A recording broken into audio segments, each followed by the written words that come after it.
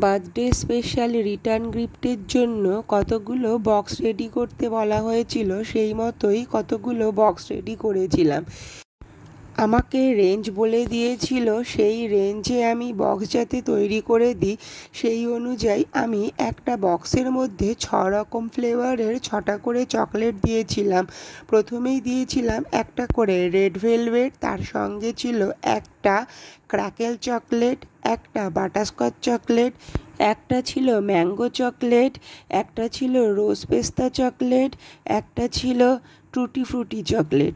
এই 6 রকমের ফ্লেভার দিয়ে 6টা করে চকলেট দিয়ে একটা বক্স রেডি করে দিয়েছিলাম।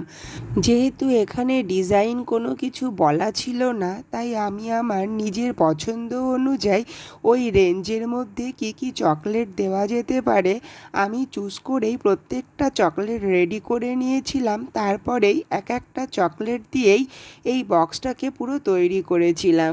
আর প্রত্যেকটা বক্সেই ছিল কিন্তু আলাদা আলাদা ফ্লেভারের চকলেট।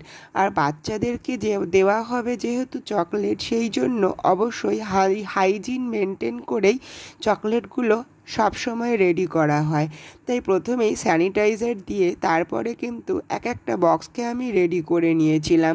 এত সুন্দরভাবে চকলেটগুলোকে আমি সকলকে দিতে পেরেছিলাম, তার জন্য আমিও খুশি হয়েছি। আর যে এই বক্সগুলো পেয়েছে তারা সকলেই কিন্তু অবশ্যই অনেক অনেক হ্যাপি হয়েছিল।